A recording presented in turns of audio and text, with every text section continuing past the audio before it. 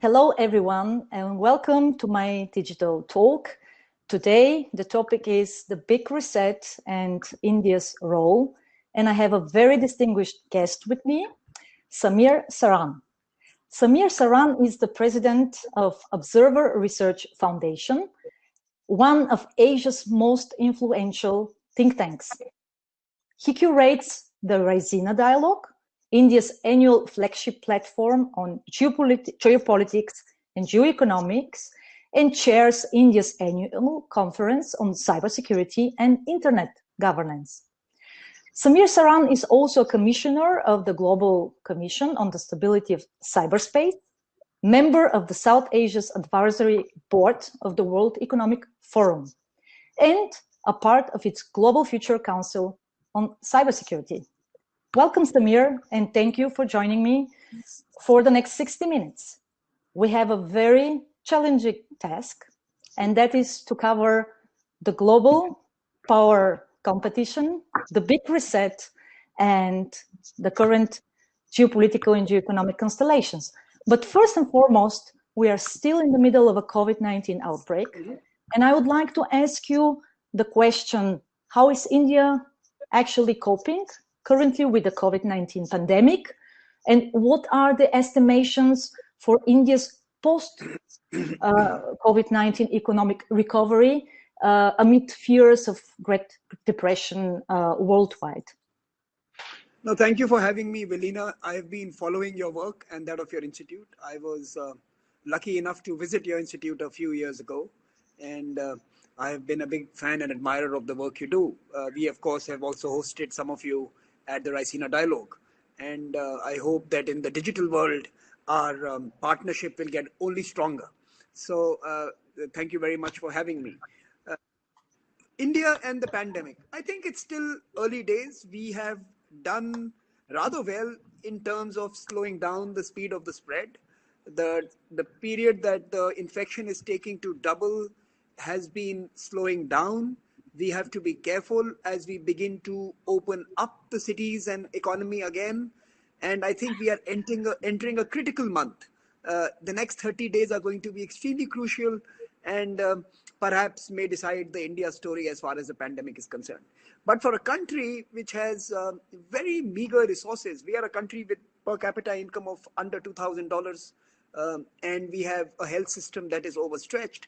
For a country like India, we have done very well. I think the very difficult decision to lock down very early has allowed us the space and time to prepare for what promises to be at least a 12 to 18 month struggle to respond to the health challenge, but also to respond to the collateral damage caused by this challenge, which is the economy, which is society, which is the resurfacing of tribal instincts, which is the despondency around globalization, which is distrust amongst many actors, which is the failure of multilateralism. So there's a basket of challenges that we need to respond to, even as we focus on the core health proposition. The Indian economy is hurt. We have seen 30 days of literally no activity. I think somewhere in the end of March to now, say the middle of May. So it will be a good 45 days of a very, very, very strict economic lockdown. And clearly, we would have sent back millions of people into poverty at the end of the struggle. We have been lifting close to 25 to 30 million people out of poverty each year. We are going to suffer some setbacks. We took a decision that protecting life was more important than protecting pure economics. I hope that in the coming months, we are able to begin to pay attention to the economic dimension as well, because I think if we don't have a robust economy, or at least an economy with some promise, we would have lost to the pandemic in any case. We will have to find a way of coexisting with the pandemic over the next 12 to 18 months, protect our people, and of course, nurture the economic outcomes and outputs as well. Mm-hmm. Okay, so we also witnessed in the last 2.5 months that the COVID-19 outbreak was basically the first global challenge that, took place without serious global US leadership. Mhm. And even the European Union as an institution, representing the key European powers, has struggled to distribute resources between its member states at the initial phase of the outbreak.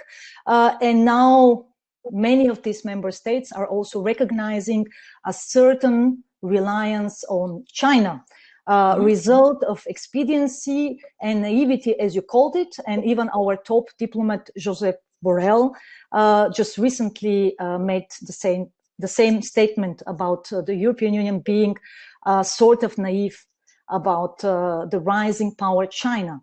So this weakened transatlantic core that is certainly here has basically revealed its weaknesses, its weak spots, but mostly affecting the international liberal order, is likely to slip further in relevance in the post-COVID-19 world. So I would like to ask you to describe your view on this so-called big reset. How do you see it?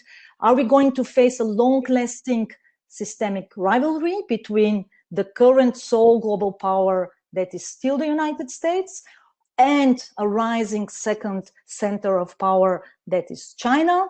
How will this fast-changing and basically rapidly evolving balance of power equations between China on the one side and still a US-led Western Hemisphere look like in your eyes?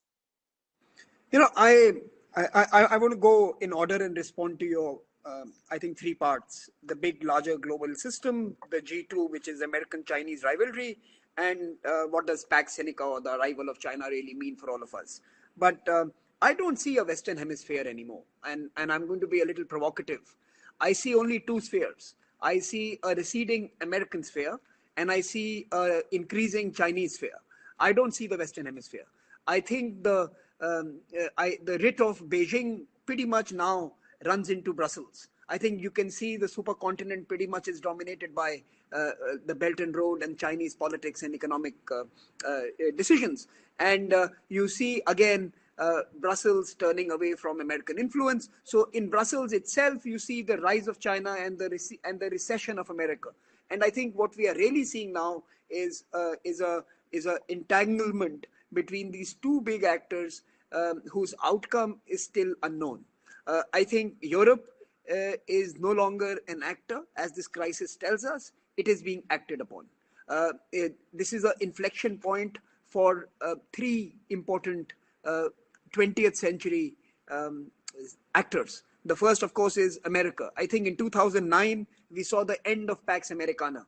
The unipolar moment disappeared in 2008, 2009 with that last financial crisis. It started with the Iraq war, but perhaps by the time we reached the financial crisis, it was well and truly over. America was unable to by itself solve the biggest challenge the humankind had faced, and it required to create a G20 and devolve power to a much wider set of actors. The rise of multipolarity can be traced back to that particular period. Will 2020 and the pandemic be the end of America as the leading superpower of the world? And will it now have to formally cede space and allow China to dominate parts of the global system that were earlier its prerogative? I think that's the big question. So it's an inflection point for America. Can it bounce back? Can it become internationalist again? Can it get over its own domestic politics? Can it look beyond its nose? And can it become a proactive and a beneficial actor in the global system? The second, of course, is the European Union. That was a second big actor in the later part of the 20th century, early parts of the 21st century. It struggled in the recent years in terms of its expansion and the politics that the expansion brought with it. And it was unable to reconcile the differences not only between the East and West of the European Union, but also between the North and South. And it was anyways under certain pressures. The pandemic may pretty much signal the end of a cohesive European Union unless it takes some dramatic decisions now. And what you see happening in terms of Germany and the ECB, or what you saw earlier happening in Poland versus the bureaucrats in Brussels, you are seeing a very loud but a very vicious political landscape emerge. And I think European Union, again, it's an inflection point. Either you will see the 17 plus 1 become the most dominant grouping, or EU will come back supercharged with a determination to be a more political an actor than it has ever been. Because I think as a norms, the idea that you would be a norm empire of norms or a superpower of norms is behind us. This is a world of hard power. You need money on the table, you need political muscle alongside it, and then you will be able to navigate these turbulent times. European Union has a call to make. The third, of course, is Russia. And I think it itself is facing a very important decision point now. At at one level, the Russians were brutal in terms of dealing with the movement of Chinese within and from Moscow and Beijing. In terms of the pandemic, they were one of the earliest of the blocks. They banned travel, they banned movement, they closed their borders, and they did everything that Russia can do quite swiftly, quite efficiently. But on the other hand, they see in this moment, and this is their intrinsic weakness that they need to try and curb, they see in this moment something that they had dreamt of: the demise of the Western liberal order. They see the pandemic can actually destroy the Western liberal order. They see China has that ability to do that, and there will be a temptation in Moscow to go along with the Chinese propositions, to side with China, to defend it in multilateral organizations, to take its views at the WHO and the UN bodies. So there will be a temptation in Moscow to help the Chinese drive the final nail in the coffin of the Western liberal order. But I keep telling my friends in Moscow that this is to your detriment. Once China has driven the nail in the coffin, you are next. Either you will be a satellite of the Chinese hegemony, or you will be a bystander watching China redesign the world and the political maps according to its own imaginations. So these are the three actors who are at a very interesting and a crucial juncture. All three of them powerhouses of the 20th century, all three of them having to rethink their own identity in the 21st century. And the single agent that has created this turmoil is China. The Chinese emergence, the Chinese political expansiveness, the Chinese economic design, the Chinese technology and political system have put these three, put the spotlight on these three sovereign unions, or a super sovereign union, European Union being the super sovereign union. And I think Pax Seneca to me is a story of these three actors: the future of Europe, the future of Russia, and the future of the United States of America. China is like the house in a Las Vegas casino. No matter who wages and who places the bet, the house always wins. So China is in that sweet spot that it is likely to be in a position where outcomes will be favorable to it, irrespective of what decisions anyone makes. But these three will be tested severely in the coming days. Mm-hmm. Great. And you've mentioned Pax Seneca. This is also the title of one of your books. So would you elaborate a little bit more for our listeners and watchers? What exactly do you understand? How do you actually see this Pax Seneca phenomenon? And you actually point to two main clouds that China has. On the one side, BRI, the Belt and Road Initiative, originally called OBOR, One Belt, One Road, and then renamed to Belt and Road. On the other side, technological advantages amid the Fourth Industrial Revolution. We are right now in the middle of a Fourth Industrial Revolution. And we know very well how the last two industrial revolutions were actually at the core of Pax Britannica and later on Pax Americana. So basically, the state, the country, the actor that manages to ride the wave of the Industrial Revolution and is first in this competition. And we saw this very clearly in the 70s in the competition between the United States and the Soviet Union during the last Industrial Revolution. So how do you see that China will actually, emerge? And will it actually emerge as the winner of this Fourth Industrial Revolution? And how exactly do you see this PRI evolving? We are already observing certain conflict lines, certain tensions. Let me just name the case of Africa, African countries who were sensitized due to indebtedness caused by BRI due to increasing dependence on China, but also even South Asia. This is probably the best case to put on the table right now in our talk, as India is certainly observing already a kind of encirclement of countries, neighbors, direct neighbors, being part of the BRI. And the best example for it is, of course, Pakistan with the economic corridor between China, so unprecedented alliance, so to say, in the last decade. So let's elaborate on these issues. No, for me, the Chinese emergence, the China's world, Pax Sinica, comprises of a number of layers. I think the first and most obvious and in your face Chinese project is the Belt and Road Initiative, which is now on the table for a few years. So we have written about it, debated it, criticized it, supported it, invested in it, invested out of it. We've seen a whole cycle of political and economic decisions having been made on that particular project. But I think at the core of that Belt and Road Initiative is a Chinese ambition which is huge, which I don't think any superpower in the past has been able to do. China is determined to reconnect the supercontinent that it believes was segregated based on past colonial experiences. As far as China is concerned, the large supercontinent comprising of Europe and Asia is its playground, is its normal, natural, organic area of influence, area of trade, area of political activity. And as far as the Chinese are concerned, the Middle Kingdom is doing no wrong if it seeks to be part of all the politics and economics and trade and cultural activities that happen in this particular supercontinent. So I think that's the one big Chinese project where it is connecting, integrating Brussels into Beijing's sphere of influence.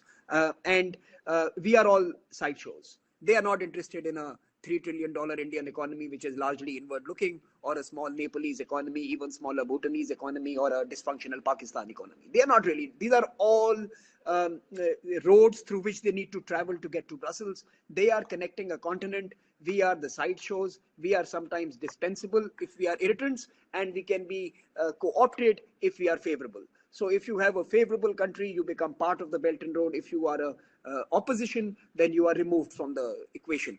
The Chinese saw no utility in the South Asian region. The South Asian sub-region had no utility for China. It does not recognize South Asia. It is not going to deal with South Asia. It is going to deal with the individual components of the South Asian region. It will make deals with the Bangladeshis, Sri Lankans, Pakistanis, and others, and Maldives. And they will proceed, and they will enter the court of the emperor, pay the tribute, and become part of the larger Chinese world.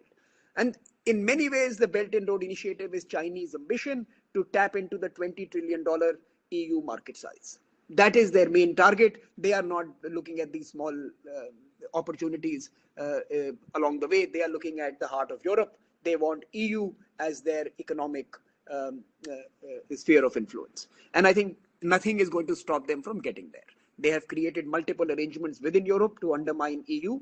They have created multiple partnerships in Europe to ensure that infrastructure is now pretty much a part of Europe's future.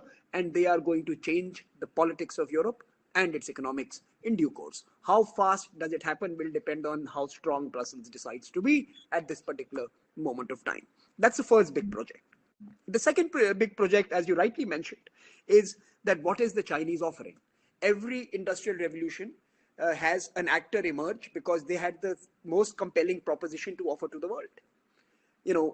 At the time of the steam engine, there was a proposition. At the time of the internet and telecommunications, there was a proposition. Now, in this time, there has to be a Chinese proposition as well. It's only through attractive propositions that actors are able to build constituencies. I think the Chinese proposition on the table is quite attractive. They are willing to put money to build infrastructure in places where no one else is willing to do. So they are going to countries and regions which have been failed and let down by the World Bank and international institutions and rich countries, because either they don't want to invest in coal plants, or they don't want to invest in carbon intensive infrastructure, or they don't want to waste money in cities and urban development. Chinese are giving money to those who need money. And I think that's a very compelling proposition. We can all criticize China, but unless you are able to put money alongside the Chinese and compete with them, the Chinese will always win because they put money on the table and then they put their ideology alongside it. When money flows from Beijing to any city, the Communist Party of China's ideology flows along with it. You want the world to buy your ideology and you want to sell it and you want them to buy it while paying you for buying it. I think that is not going to work anymore. The Chinese proposition has money and ideology attached to it. The second, the Chinese are giving technologies that are very appealing. They are cheap. They allow everyone to participate in the fourth industrial revolution. They allow the state to control their citizens and keep a tight watch on what the citizens do. They allow authoritarian regimes to flourish. Everything that the liberal order, so-called liberal order, is unable or unwilling or incapable of doing, the Chinese do it at a very low price point. The Chinese are willing to give state-controlled capitalism and an authoritarian surveillance-based regime to anyone who wants it. Now, guess what? 150 odd countries really like this proposition. They are willing to buy this kind of a Chinese offering. Guess what? Some of those also happen to be a part of Europe. So what I'm trying to say is that this is not a third world phenomena. This is not an African or an Asian or an Indian reality. This is a proposition that is appealing to many, including those who have a per capita income of 10, 20, 30, 40,000 euros a year. So the second Chinese proposition is that create a framework in a time when the state wants to regain control. Sovereignty is back. Every country wants to exert it. Chinese are giving strong leaders tools to exert that sovereignty, to control their citizens, to control the economic trajectories, to control the cultural and the social choices that people make. And this is the second Chinese offering. Chinese are coding the future by giving cheap technology, Chinese platforms, and lots of infrastructure and money as a very, very attractive proposition. The third, and I think this is really, really important, China is building a security architecture very different to what either the British did in their heydays or what the Americans did.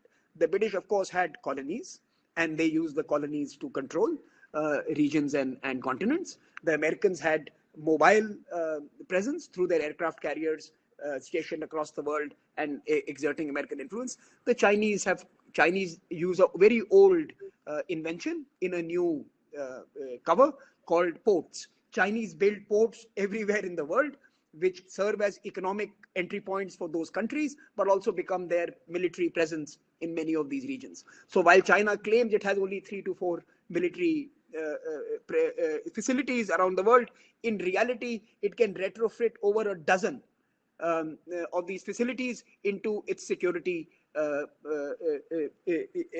instrumentality. And I think that's that's the third offering.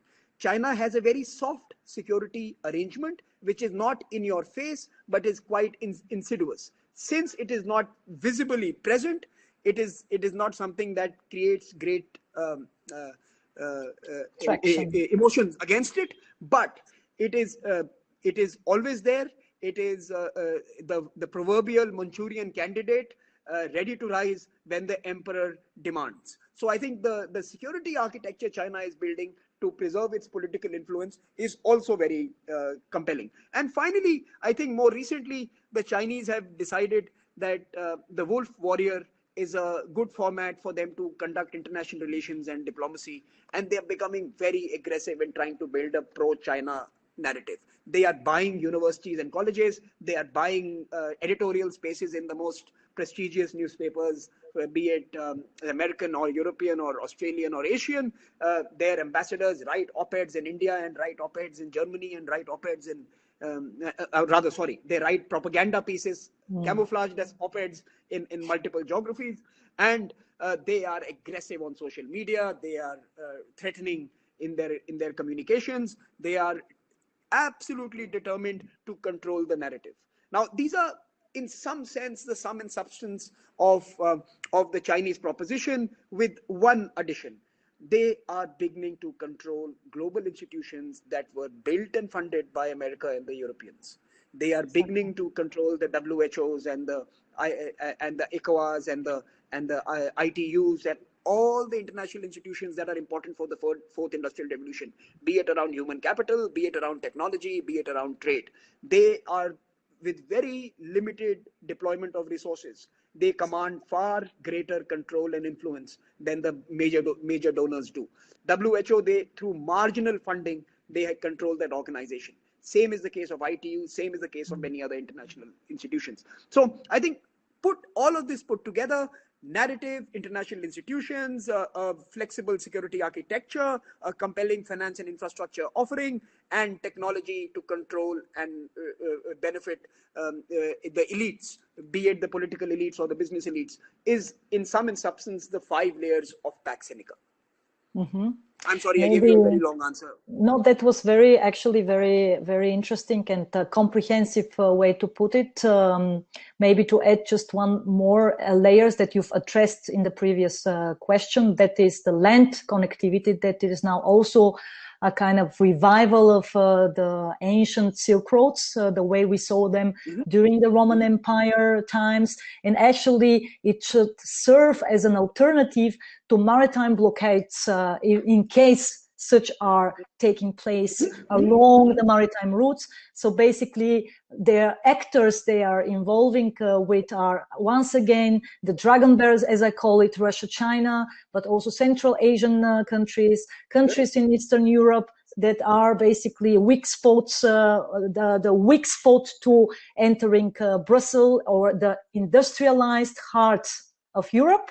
So some of them now on their path to association with, that means integration into the common market of Europe. So basically we have also land connectivity as an alternative, not because it's more efficient, but because it's a good alternative in case that the ports network doesn't work well in the speed, in the scope that they imagine. And I was in Vienna a couple of years ago, and one of my friends, I think if I remember, we were having Mozart balls or something in one of those famous cafes in Vienna, and he was excited, and he says, thousands of Chinese can now come to Vienna by train. We will have so many of them coming in. I said, why are you excited about this? He says, oh, it's really great. Now we can travel from mainland to Vienna. I said, in earlier times, this would be called an invasion. You are celebrating it now. In earlier times, when you had such large numbers of people flow through land routes, it was something of great political significance. And I think the land routes here, Velina, coming back to your point, are not necessarily the economic engines. The economic engines are still the maritime routes. That's where the big trade takes place. The land routes are of political significance. They are the integrative forces. When you have thousands of people travel across train and road routes, it is the integration, the political integration that the Chinese are working on. The big money still flows through the maritime routes. Absolutely.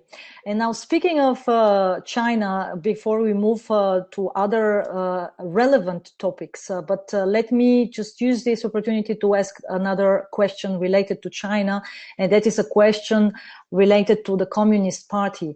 Now, if someone would have told me 30 years ago that we would face another competition with the Communist Party determining the narrative, and you've outlined it very well, exactly what is going on right now in terms of international institutions, in terms of bilateral and multilateral relations. And we have a country that is ruled by one party. Let's not put it in another way, because that's the reality. And we know from another period and from another competition, global powers competition, what it really meant. What I'm missing right now is still this ideological layer. The ideological layer is, do you think that the Communist Party of China might win hearts and minds in other parts of the world? We are observing right now a rise of nationalism, a rise of authoritative modes, rules of governance, but also rise of populism. And populism is not only right-wing one, but also left-wing one, right? So Marxism is still an ideology that is not only being revived, but is being celebrated by certain generations. Let's take, for instance, the younger generations, even in countries like, countries of the transatlantic community.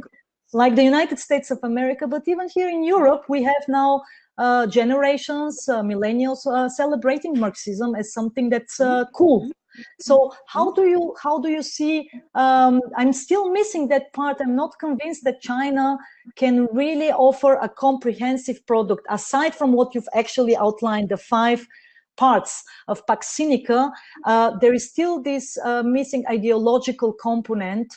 And do you think that they will manage, I don't know, through technological progress, like adding some new apps, how cool it is to be a Marxist and having, I mean, is it enough to No, have but a t-shirt on Marx and, while having your iPhone and, using your laptop, but still being, a Marxist whatsoever? I mean, I'm trying to not be sarcastic about it, but as someone coming from Eastern European country that have witnessed what this ideology really means, it's hard to struggle, with being serious about, about this ideology. But on the other side, things are really serious. I mean, it's and you've described this in your works. We have a lifelong leader of the Communist Party at the top of the power right now, Xi Jinping, struggling for political survival due to COVID-19 and the post-COVID-19 repercussions.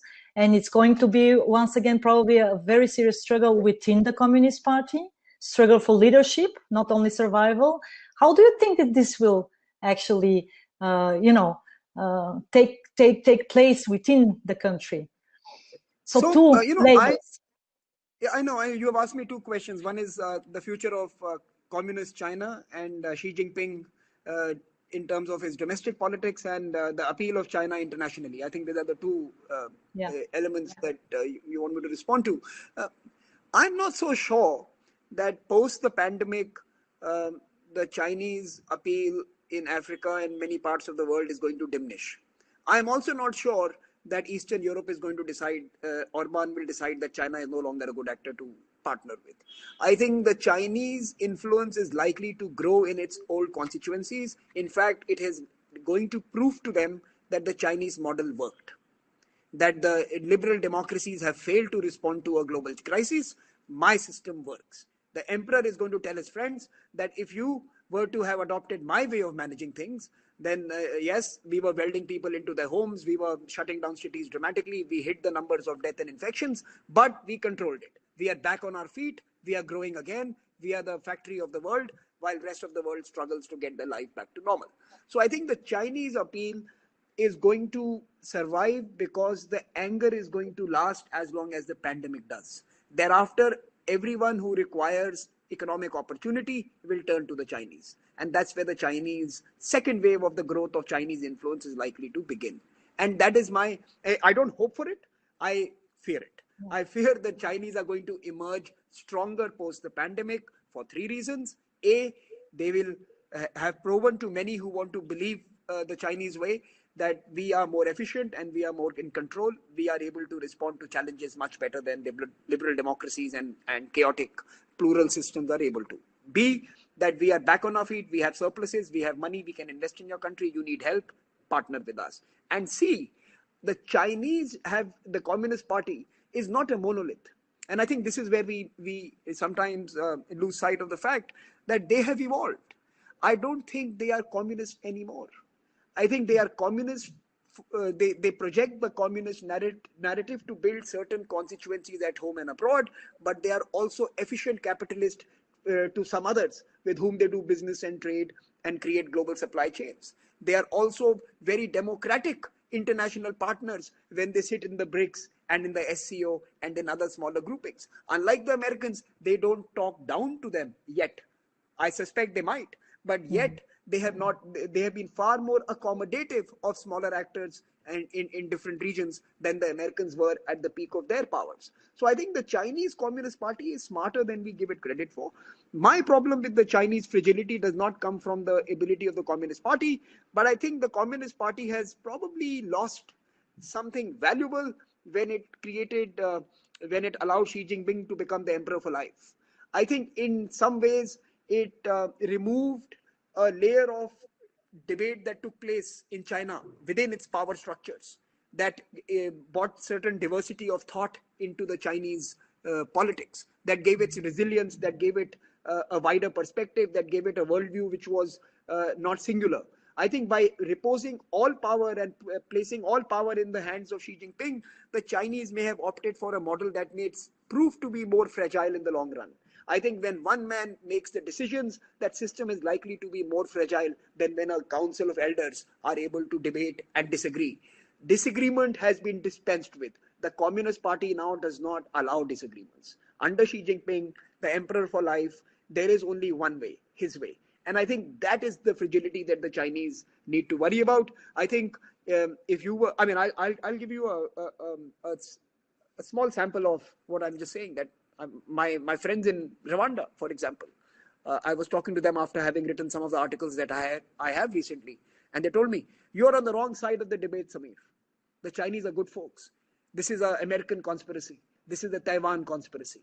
This is an American Taiwan conspiracy. They are blaming the Chinese. Your debates are wrong."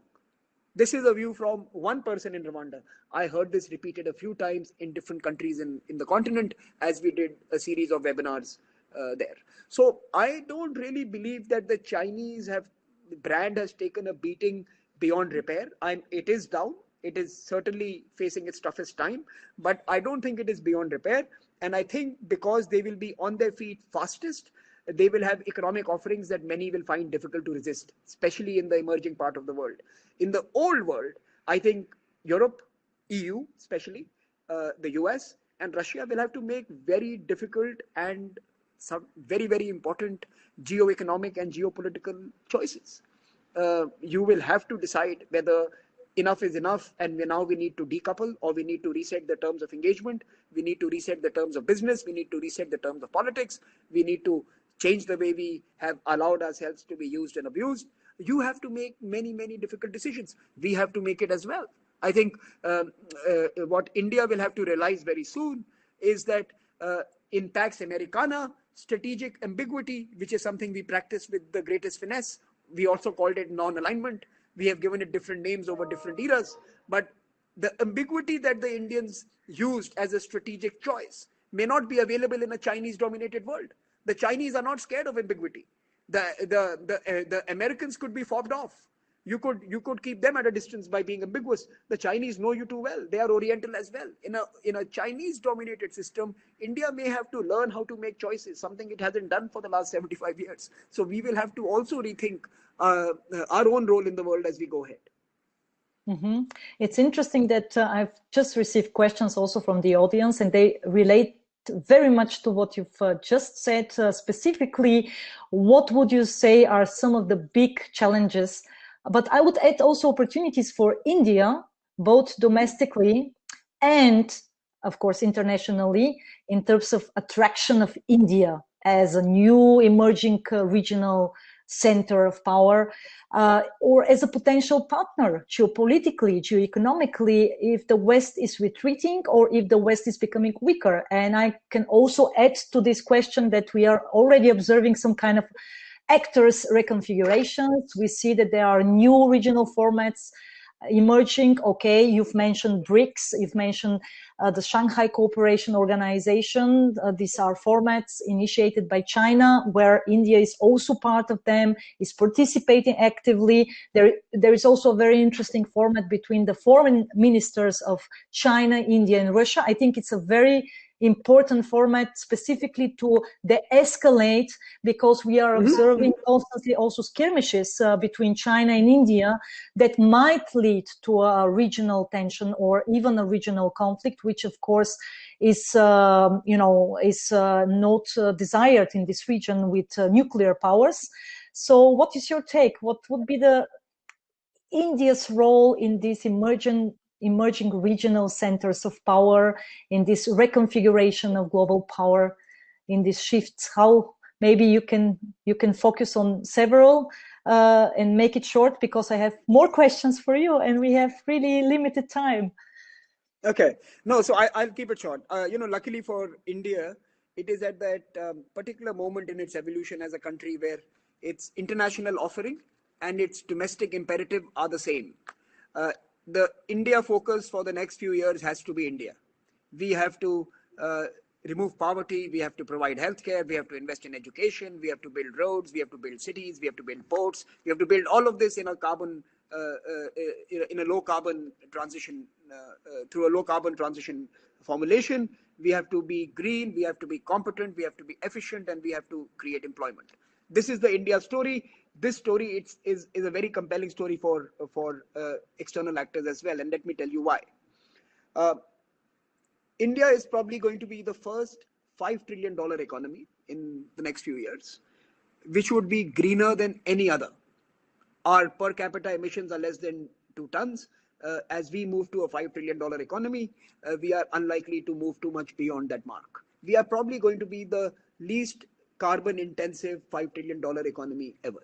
We are going to be already, and we've already done it, we are going to be investing a lot into renewables, a lot into green technologies, a lot into the sustainable development imperatives, and we will be creating bottom of the pyramid, low cost solutions for each of these. Now, as we build all of this for ourselves, we are creating products and services for the world. We are creating it for 5 billion people who are going to be behind us in the development ladder. These are solutions that can easily be either exported, offered, or transported to our partners, allies, and colleagues in the international organizations. So I think India is going to be emerging as a development superpower. It is not going to be a political superpower. It is not going to be an economic superpower. It is going to be a large economy built on meeting its development goals. We are going to be a largely low mid-income country with lots of development experiences and solutions to offer to the world. That's going to be the first Indian opportunity. So those who want to invest in responding to climate change, please invest in India's green efforts. I think we are going to offer to the world the largest mitigation project. If you can get Indian per capita emissions at the level that I'm talking about, if you can build up India while keeping emissions low, we would have responded to our Paris goals. So when you invest in India in the next 5 to 7 to 10 years, you are actually responding to the climate obligations of the world. I think that should be the one frame of looking at how the Indian opportunity exists. The second is we are an exciting digital and technology hub. India is going to be creating non-US tech and non-China tech billion people plus platforms. There are only two other geographies which have over a billion users: the FANG in China, in the US, and the BAT. Sorry, BAT is a bad word, but unfortunately, Baidu, Alibaba, and Tencent are called the BAT system in China. You have these two big platforms. One is owned by capitalists, other is owned by communists. We have a public inventory and a public owned data set which has created an India tech model, Indian platforms, Indian solutions, be it payment gateways, be it benefit transfers to those who need it now. We are using it all the time, even as we respond to the pandemic. India is building a bottom of the pyramid and a bottoms up technology architecture that is again relevant to 5 billion, 6 billion people. As a friend of mine says, that America and Europe innovated for the top 1 billion. India is building innovation for the next 6 billion. We will be the tech solutions and services providers, not only to Europe and America as we have done in the past 20 years, but increasingly to the emerging world as they seek many solutions. So technology is a great, attractive Indian proposition, and we are not going to, when Indian technology flows, Indian ideology does not follow it. We are not going to be exporting our ideology along with either our money or our technology, unlike the Communist Party of China. And finally, I think India has to defend the idea and navigate the plural society it has through these times of tribalism, nationalism, populism. I think the big political debate, the loud political debates in India symbolize the existence of this strong public sphere. The current response to the pandemic confirms to me that irrespective of the social media tweets or the Facebook posts, the states and the center are working together. We see far greater political coherence in real as we respond to the crisis than we see on social media through their spokespeople. So I truly believe that if we can do this, if we can become a development superpower, if we can grow our technology offerings for the world, if we can become this $5 trillion economy and a $10 trillion economy thereafter, by retaining our plural and democratic characteristic, we can give the world an alternative. The world has only seen authoritarian countries emerge. A democratic plural society has not grown in the post-war period. We will be the first large post-war plural democratic society to emerge. That itself would strengthen the idea of a liberal order. It may not be the Western style liberal order, it may be more Eastern in ethic, but it would be a liberal order nonetheless, very different from the communist offering. So I know many of these are optimistic, but these are times when you need optimism. You need to believe in a target to chase, and this is something that I believe is what we should be chasing. Yeah. Yeah, what you've described and outlined as strategies for India, and I really wish some of these strategies to take place and to be fulfilled, because I see a great potential also for the bilateral relations between Europe and India, between the European Union, the institutions, but also between the European Union member states and India, not only based on common or shared values or norms of international behavior, but also, because of democratic order, because of understanding of market economy, and so on and so forth. But these outlined strategies would require another phase of globalization. And you coined the term of gated globalization. And let's be honest, even prior to COVID-19, we were already in a cycle of deglobalization. We had a stagnation of global trade already taking place since 2012, 2013, as a result of the global financial crisis. We had economic slowdown. We had recession trends already prior to COVID-19. So my question to you is, do you think that we are going to face another cycle of globalization following the post-COVID-19 recession or depression period, or will it be a kind of a deglobalization centered around different power centers? In each one of them would basically set their own rules of the game. How do you expect that this is going to look like? Because obviously the Chimerica moment is over. The entanglement between China and America for the last decades is now coming to its end. We are observing systemic decoupling that has been already taking place once again prior to the COVID-19. So the virus outbreak is an accelerator of processes, systemic processes that were already taking place. And for all these grand strategies to take place, there will be a certain set of supply chains needed. So how do you see this? How is this reconfiguration of global supply chains is going to take place? And obviously there will be a role for India, there will be a role for the European Union. We are already observing increasing presence by India in other continents, aside from South Asia and aside from Asia, actually, right? How all of this come together? No, I think that's a whole book there. It's a whole book there on the new shape of the global order. Let me try and just share a few thoughts on that. The first, of course, is that you're right. For the first time in the recent past, we saw the Loud Street, the Wall Street, and the global elites all reach a conclusion that globalization in its current form was not necessarily something that they aspired for. Everyone had some degree of despondency with the current format of globalization. So you had people on the street who believed that they were left out of the benefits of globalization. There were countries who believed that they were discriminated against because of globalization. There were elites who believed that they were not necessarily benefiting from investing into globalization. And I think the the pandemic is going to only catalyze this sentiment further. I think what we see emerging now will be gated globalization, and that's the term I have put. I don't believe that the genie can be put back into the bottle. I think we are a largely interdependent world. We are now going to use filters, and we are going to use political filters to restrict certain kinds of flows and catalyze other kind of flows. We are going to enhance engagement with certain geographies where there is political trust, and we are going to divest ourselves of certain other geographies where there is no trust.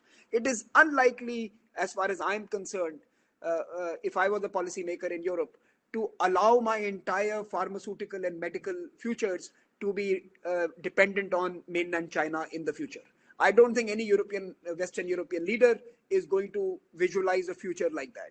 They're either going to build stocks, or they're going to diversify their options, or they're going to invest in other partners as well. So I think globalization as we knew it, which was what I call the hippie globalization from West Coast of the US. Everyone believed in this, techno optimism. The world would be nicer. We are all connected. Global village. I think that period is over. We have realized that we all live in our own villages, in our own context, and we have our own insecurities, and we have our own needs. And when push comes to shove, the other village is not going to send us his ventilators. We have realized it. In a very, very cruel fashion, we have realized that the ventilator has the name of the destination where it is going to. So we will have to rethink some of the formats of globalization. Interdependence is not going to end.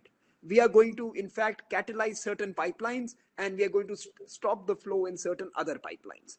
That's the new format of gated globalization, that there will be someone at the gate deciding what is the engagement, the terms of engagement, the trust of engagement, and of course the benefits of engagement. The whole idea of casual, happy globalization that dominated 25, 30 years of my life that I was growing up in is now possibly behind us. Globalization 5.0 is probably going to be very different. The fifth edition of globalization may well see filtered globalization, or polarized globalization, or partial globalization, or gated globalization, as I've called it in my recent paper. And I don't see any reason that in this new format of globalization, EU and India should not be one of the two poles that define the new terms of trade, engagement, finance, and benefits. And I certainly truly believe that if the EU has to remain a relevant political order, union, India has to help in defending it. EU needs India if EU is to be solvent. India needs the EU if India is to be solvent. I think we have to first realize that beyond the values and beyond the trade, beyond the FTA and beyond the maritime exercises, we need each other on an existential basis. If we are not with the EU, Brussels and Beijing will have a broadband connection. We need to be in the EU to give EU an option, and EU needs to be in India to give India that option, that political space to maneuver. I think we are each other's political space to maneuver. It is high time we recognize that we are dependent on each other for existential reasons. Forget the high brow stuff around values and global trade and climate change. We need to survive, and hence we need to be together. I think that's the first important driver of our relationship going ahead.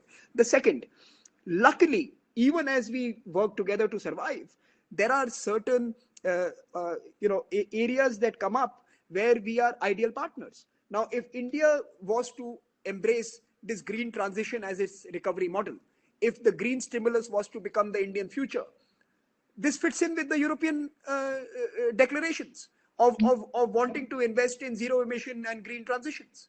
Now, here you have the world's largest mitigation project called India. And here you have the world's largest market that wants to go green. Why should there not be a direct and strong and robust economic and trade relationship to make this happen? Why is it that the long-term savings and pension and insurance funds in Europe are not deployed to help India navigate this? So I think this common areas are quite apparent, whether it is green, whether it is a non-US, non-China technology option, whether it is the middle power-based normative frameworks that should manage the world of the future, whether it is not having to choose between the devil in DC and the emperor in Beijing. I think we need to work together to create a sensible multilateral system that is being perverted by the two largest powers today. India and EU also need to work together to balance a world which is currently quite whimsical. So I think that's the second area. the future of multilateralism will depend on how closely we can partner together, the middle powers, be it EU, be it India, be it Japan, be it Australia, be it some other countries as well. So I think we also have to form the undergirding of the new global governance architecture that will likely emerge in the future. So be it technology, be it climate change, be it multilateralism, and of course, be it our age-old civilizational links, there is a lot going for our relationship. We also face similar challenges. Middle East is important for both of us. We have millions of people in the Middle East. You have millions of people from the Middle East. We have a people's bridge connecting India to EU through the Middle East. What happens in the Middle East affects both of us. There are geographies where we need to work together. There are issues around terrorism. There are issues around extremism. There are issues around cybercrime. There are issues around hate speech and violence. Plethora of challenges which we will both have to respond to. Can we form the sensible part? Can we be the adults in the international arrangement that comes up? Can we provide the gravity and the maturity to create new solutions for the future? And I think we have a normative partnership that lies ahead of us if we are able to grab it. We can be the norms partners of the world for the future. And there are many more areas, but I'm saying this is a book to be written, but I'm not going to do that here right now. Maybe we can start writing this book for the next decade of European Union India strategic partnership that has been in the making, but never realized in its potential, in its full scope, at least yet. But it's certainly in its making, and it's very interesting because more questions are flooding.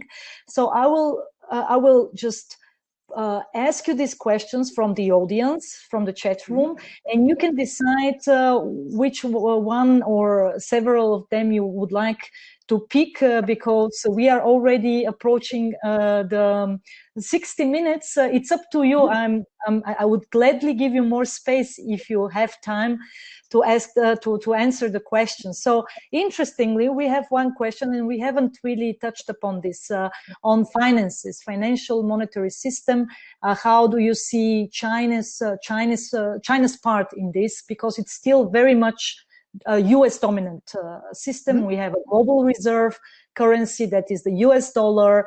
I mean, if we take the traded yuan, it's just 3-4%. It's really insignificant, and we don't have an alternative currency as a reserve currency. So we still have this in place. So how do you think that this is going to affect the transition of the global system? Like you've put it, we are observing the end of the unipolarity moment and are in the middle of transition, but still financial and monetary systems are very much dominated by the United States and by the euro dollar system. Basically, this was actually the reason why the last time, 10 years ago, after the global financial crisis, there was not much bigger evil happening, meaning the collapse of the whole system, right? Because of the currency swaps and the swap lines between the Federal Reserve and the European Central Bank. So how do you see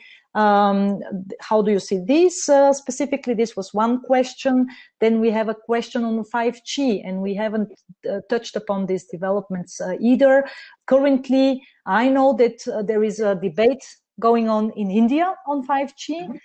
Specifically at the level of strategists and the level of experts.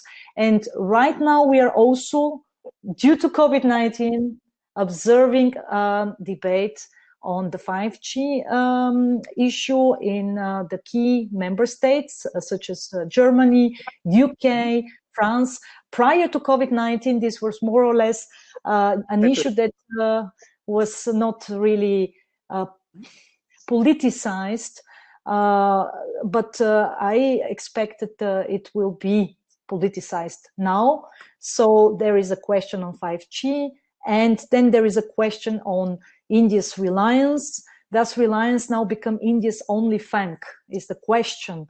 And then we have a question which I think is very, very interesting, and we haven't touched upon this either because of lack of time. That is the question of manufacturing hubs. So if India never became a manufacturing hub, during the height of globalization. What's your view on the narrative that global supply chains move to India? And I think that this is also very relevant for Europe, because Europe reconfigured supply chains, and probably now there will be a question of moving supply chains, moving manufacturing back to Europe. And Japan had already opened this debate.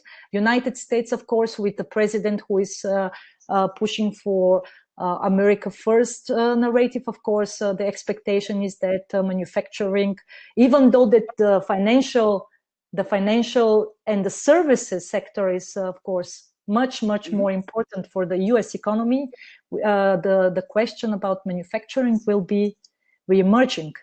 So just it's a big pot of new questions. I mean, it's up to you to decide which questions do you like. Let me try and answer all of them in 2 minutes each. I'll give fast replies. I think on the financing, on the monetary system, the Chinese have benefited from a US-dominated monetary system. The Chinese have created the equivalent of the World Bank. So they give big loans from AIIB and from the NDB and through their other export-import banks. They give it to countries who are unable to pay them. And then the American-led monetary system comes and bails those countries out. So the Chinese give the loans, and the American monetary system, the IMF, comes and bails those countries out. China is winning both ways. They buy into the sovereignty of the country they lend into, and the solvency of the country is managed by American dollars. So every taxpayer in Europe and America is underwriting Chinese debt diplomacy. Chinese debt diplomacy is based on IMF bailing out the countries they loot. And I think you must understand, why would they want a different monetary system at this time? They are expanding at your cost. So this monetary system works well for China. Now, they are, of course, worried about the weaponization of the dollar. And please track this space. In the next 5 years, this will look very different. The 4% share of yuan in the global currency market is likely to increase dramatically. The Chinese are increasingly going to divest themselves of the treasury bonds. They are going to move away from US-linked trade and activities and going to create an alternative. I think the next stage of China's expansion, economic expansion, will be through its strategy around its currency. And I think this is something we must watch post the pandemic. I think that time has come. They have benefited from the American-led system. Now they believe they can build their own. And this is that possibly the pandemic is the time when the Chinese change gears on the monetary system. On the 5G debate, it's a very important debate. 5G is not a hardware or a software or a router or a technology solution. 5G is what will connect our society. Machines will talk to machines. Machines will decide what people eat, people's preferences, how they date, how they travel, how they sleep, how they fly, how they decide to pick a certain book to read. In a highly mediated world, the medium is the message. 5G is the message. Do you want the message always to be written in Beijing? That's the choice all of us have to make. McLuhan said medium is the message. Guess what? Xi Jinping is giving you the message. It's called 5G. Decide whether that's the only message you want to receive, or do you want a system where multiple messages can thrive. And I think 5G has to be looked at in that way. It is going to code human activity, human endeavor, human choice, human interaction forever. 5G, 6G, and thereafter, we are going to be in a very new space. All of us must be careful. It is not good enough to say, don't take from China. It is equally important to create an alternative. Have we, as a liberal system, invested enough in building a 5G alternative? I believe we have made some progress, but I also believe that we have underinvested in creating a democratic 5G proposition. It's time to do that. May this pandemic wake us up to the challenge of news manipulation, truth manipulation, and information manipulation at a scale that we cannot even imagine in our very simple minds, once predictive technology and autonomous systems riding on 5G and 6G networks decide to tell us what the world looks like. I think we need to be very careful about this. On the manufacturing hubs, I tend to disagree. I think the Indian manufacturing story has been, it has been patchy. Now, we may not have been able to create the low-cost mass manufacturing export units that China was able to, simply because it could ask villages to vacate a piece of land. It could pass legislation that would connect the manufacturing site with the port. It would run special trains and create industrial policies, cater to its industrial projects. India, being a democracy, was not able to do that. We had civil rights groups and civil society groups and political parties and a media that would oppose anything that would seem like government encroachment, that did not allow us to build these huge low-cost manufacturing facilities. But we did well in the higher-end manufacturing. We are a very sophisticated petroleum and petrochemical industry. We are one of the world's largest exporters of refined products. Someone was telling me every 10th or 12th car is basically using Indian gasoline. Every few aircrafts are flying only on Indian aviation fuel. Most of your plastics and polymers and sophisticated petrochemical outcomes come from Indian petrochemical plants. Our auto sector, our auto component sector works with the Mercedes and the European car factories. So I think our story is not a one gear story. We may not have performed well in creating mass manufacturing complexes, but we have certainly done well in many sectors, and we punch above our weight in those particular sectors, be it pharmaceuticals, be it technology sectors now, be it oil and gas and petrochemicals, be it certain complex engineering and industrial units. We do well in those spheres. And I think in the fourth industrial revolution, many of our skills that we have are directly applicable. So much of what we have built ourselves as a country for can be accelerated if we are able to invest in human capital, invest in education and health, and we can actually build the nerve center, the products hub and the services hub, the platform hub for the free world out of India. And in that sense, while we may not immediately benefit from the companies which are leaving China, and they may still prefer to go to Vietnam and Bangladesh and other alternatives, I think over the next 5 to 6 years, if India gets some of its policies right, it is but natural for a market of our size to be able to attract very large future industries into our geography. And I think we should be working on the medium to long-term play. We should not be making mistakes by trying to pluck one or two companies who are leaving China at this moment and then disappoint them. We should be ready to host them, to make sure they thrive and succeed in our geography before we hoard them into our country. I think this government is acutely aware of this, the current dispensation, and hopefully we will see in the next few months a series of measures that make certain kind of manufacturing attractive in India. I suspect the future of mobile phone manufacturing may well be an Indian story as well. Did I miss anything? Okay. I think I've tried to cover all of it.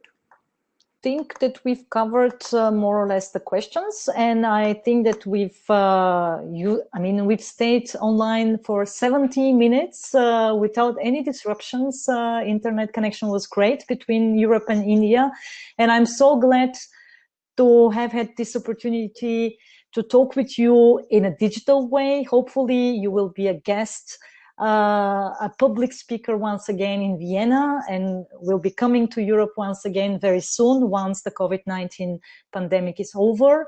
And I'm really, really thankful for your open, transparent way of dealing with all of these issues. So these are very complex topics, and I wish you and your team in India much success. Stay all safe and sound.